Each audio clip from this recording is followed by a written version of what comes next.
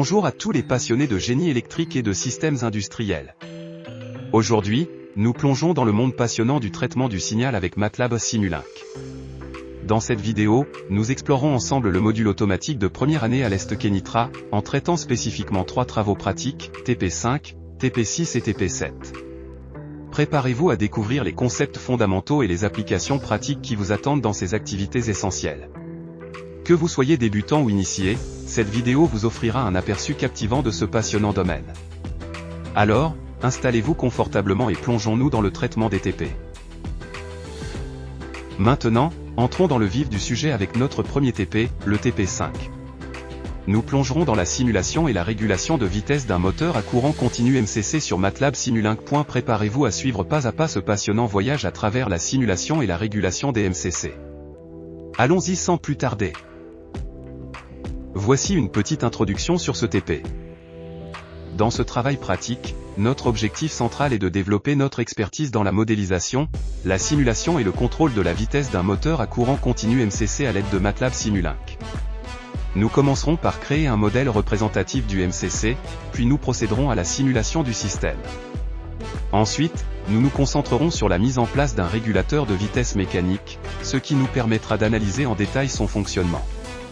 Cette expérience pratique vise à approfondir notre compréhension des mécanismes de contrôle et de modélisation des systèmes dynamiques, nous offrant ainsi une perspective pratique dans le domaine du contrôle des moteurs à courant continu. Partie 1, description du système étudié.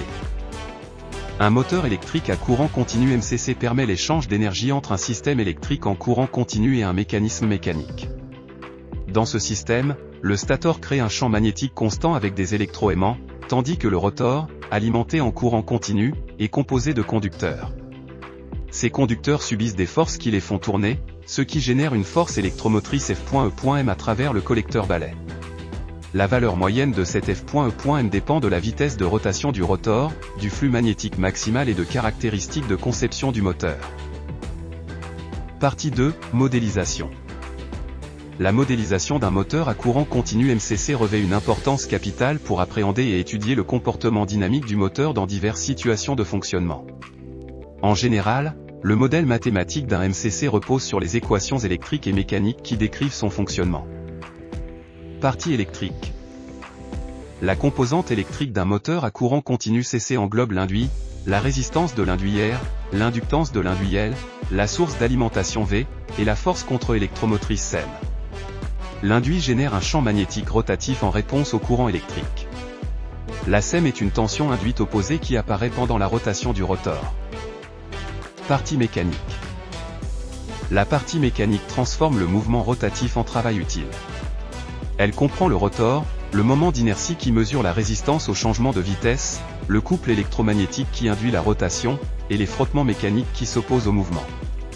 L'interaction entre ces éléments détermine la performance globale du moteur CC. Voici les paramètres du MCC.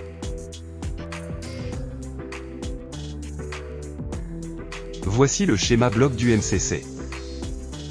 Schéma canonique.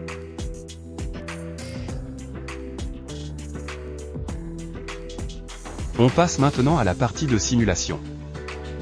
Dans cette partie on va voir la simulation du moteur à courant continu sur MATLAB Simulink. Alors pour mettre sous-système dans un seul bloc avec les entrées USR et les sorties EI on va mettre au lieu du step un bloc qui s'appelle IN et au lieu du scope OUT. Finalement on va sélectionner tous et on clique sur CTRL+G. Visualisation du courant. Visualisation de la vitesse de sortie. Visualisation du système. Après avoir exploré en détail le TP5 et maîtrisé les concepts de simulation et de régulation de vitesse des moteurs à courant continu, il est temps de passer à notre deuxième TP, le TP6. Voilà le premier exercice, la fonction MATLAB, le schéma Simulink et le résultat du scope. Et voilà le deuxième exercice, le schéma Simulink et le résultat du scope. Puis on va trouver le dépassement le temps de pic et le temps de stabilisation à plus ou moins 5. Maintenant, tournons notre attention vers notre troisième TP, le TP7. Dans ce TP, nous explorerons les systèmes du premier et du deuxième ordre. Attendez-vous à plonger dans les détails de ces systèmes, à comprendre leurs caractéristiques et à apprendre comment les modéliser et les analyser efficacement. Commençons donc ce TP7 avec enthousiasme et engagement.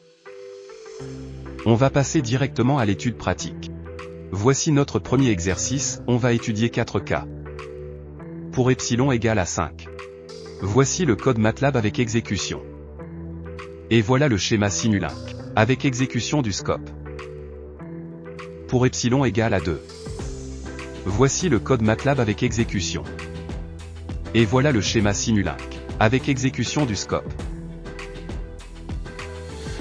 Pour epsilon égale à 1. Voici le code MATLAB avec exécution. Et voilà le schéma Simulink, avec exécution du scope. Pour epsilon égale à 0,4. Voici le code MATLAB avec exécution. Et voilà le schéma Simulink, avec exécution du scope. Et enfin, pour epsilon égale à 0. Voici le code MATLAB avec exécution. Et voilà le schéma Simulink, avec exécution du scope. Notez bien. On passe maintenant au deuxième exercice.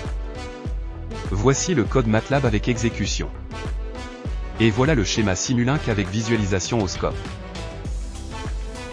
Notez bien. En conclusion, ce travail pratique nous a plongé dans le monde fascinant de la modélisation et de la régulation de la vitesse des moteurs à courant continu. Grâce à MATLAB Simulink, nous avons créé un modèle du moteur et mené des simulations pour mieux comprendre son comportement. L'ajout d'un régulateur de vitesse nous a permis d'approfondir nos connaissances pratiques. En résumé, cette expérience nous a offert une compréhension plus profonde des systèmes dynamiques et nous a donné des pistes pour améliorer leur performance.